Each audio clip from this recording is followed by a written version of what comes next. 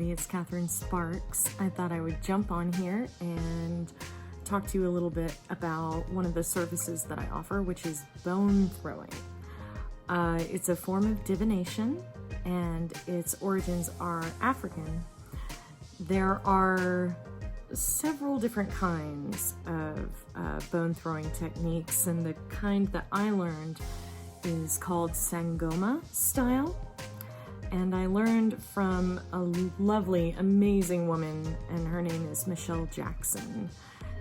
She teaches classes and gives readings, and you can find her at www.boneshellsandcurios.com, which I will link in the notes because she's incredible. And I love the tarot. I've always loved the tarot, and I always will. I don't think I'll ever stop reading the tarot. But when I discovered bone throwing, I felt like it was such a deeper, more personalized practice, and it took my divination for my clients to this really much more rich place. But not a lot of people know about it. So I thought I'd hop on here because I had a bone reading for a client today. And I got her permission to anonymously share a little bit of her reading with you, so you can see. So when you do a card reading, you either use tarot cards or oracle cards. Oracle decks are very unique, and they don't fit, they don't have like a traditional set meaning. So the artist will come up with different things that they want you to focus on. So it's very easy to do an oracle card reading and understand the meaning. They're a little less fixed than a tarot reading.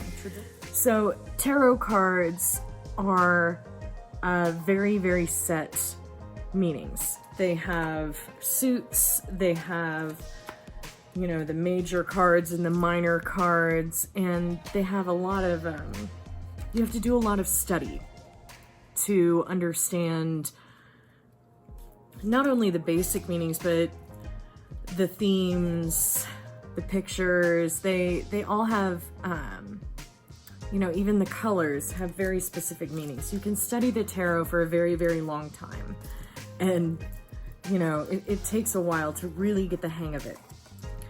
So when you do a card reading, you shuffle the cards and you have a layout. So you might do a 3-card reading where the card on the left means the past, the card in the middle means the present, the card on the right means the future. That's a very basic reading.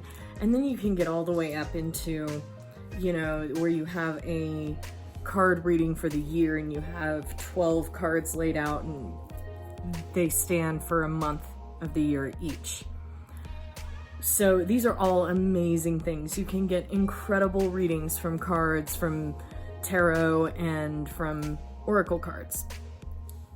But what I love about bone reading is that it is so unique. It's very personal.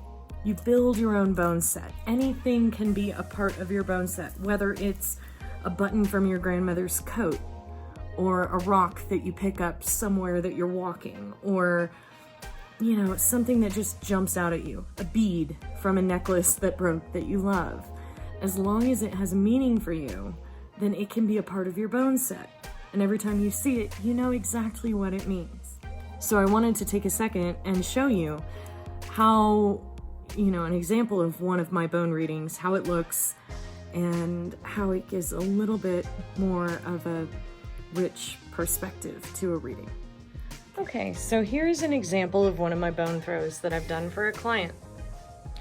Now, as you can see, these are a lot of little bones and shells and curios that I've gotten over the years and added to my bone set.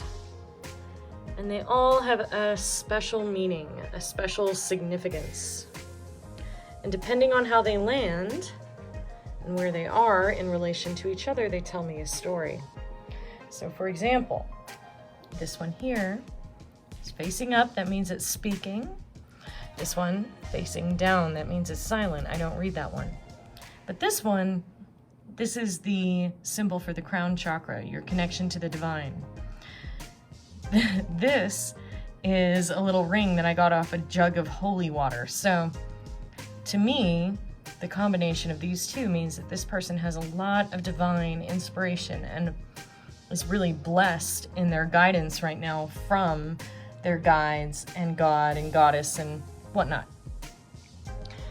And another thing that really stood out in this reading. So this is my significator piece. This represents my client.